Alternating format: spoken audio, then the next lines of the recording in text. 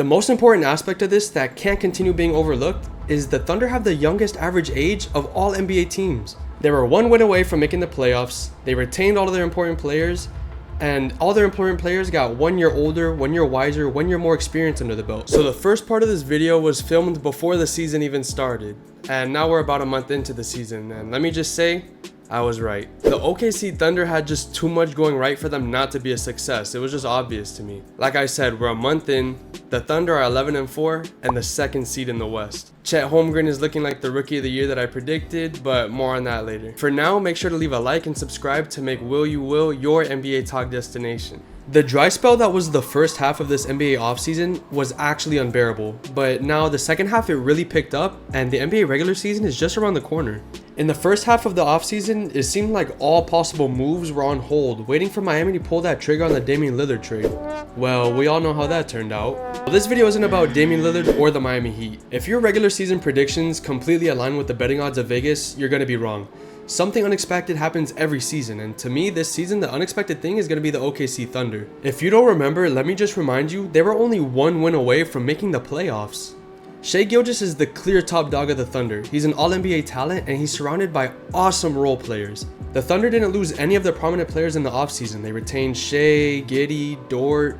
Not only were they able to retain all of their important role players in the offseason, they're also going to be bringing in my pick for Rookie of the Year, Chet Holmgren. The most important aspect of this that can't continue being overlooked is the Thunder have the youngest average age of all NBA teams. They were 1 win away from making the playoffs, they retained all of their important players, and all their important players got 1 year older, 1 year wiser, 1 year more experience under the belt. Dude, they're going to be a serious threat, and I feel like people aren't seeing it the way that I'm seeing it.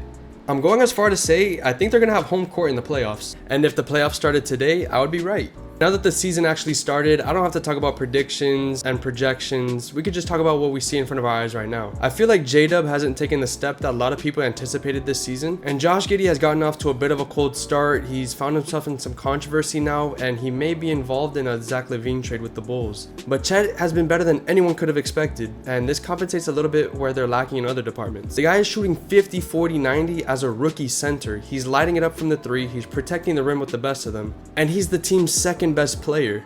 The Warriors really thought they had OKC beat, but the Slob Wizard found Chet Holmgren cutting to the corner and hit a game-winning 3.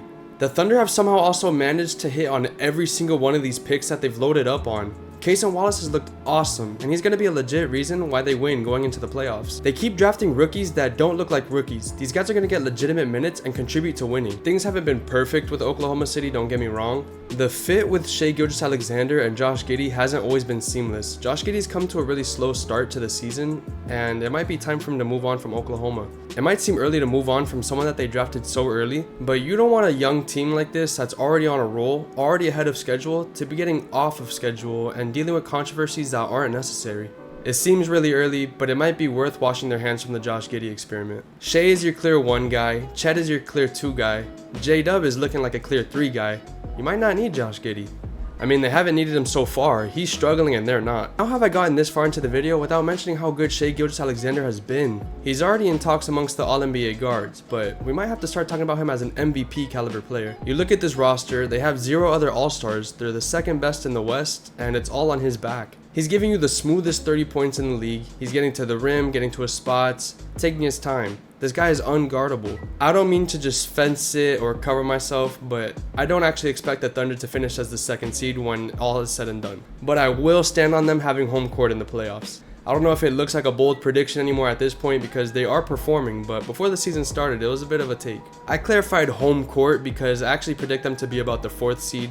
It's not that far from 2, but 2 is going to be hard to maintain. Do I think Chet is the best rookie? Probably not. Wembanyama's better than him. But it's the Ben Simmons, Donovan Mitchell thing where Chet Holmgren has already been here. He has another year under his belt that Wemby doesn't have. And the Spurs have looked like garbage as of late. So the Thunder are going to have a big advantage in the seeding. Standings aren't a huge role in Rookie of the Year decisions, but I think it's going to be such a sizable gap that it needs to be considered this year. The OKC Thunder aren't only the future, they're also the present.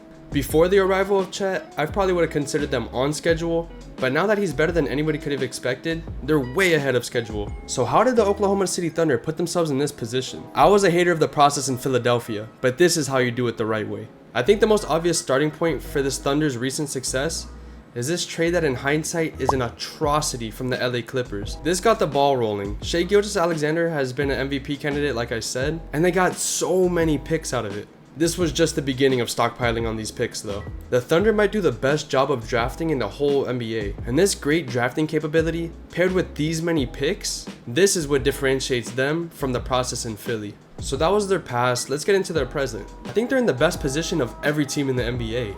As a team, they may hold the youngest average age, but they're ahead of schedule. They're a win now team, yet they're still sitting on so many future picks. They have so many assets and valuable rotation players that just don't get minutes on their team, along with the aforementioned stockpile of picks. If they move all their chips to the center of the table, they can really buy in with this core group of players. But they've shown if they just sit on these picks, they're gonna make the right decisions when the draft time comes. I think a good goal this year would be to have home court advantage in the playoffs and make it past the first round. What good is there to home court advantage if you lose in the first round? I know they're super good and they're the second seed, but there's too many teams that they don't want to run into in the playoffs.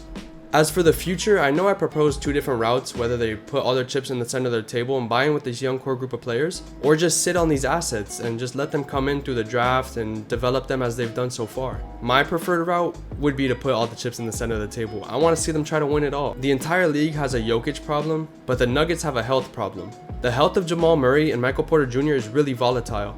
And as an organization, you need to put yourself in a position to be ready for those guys to maybe not be available.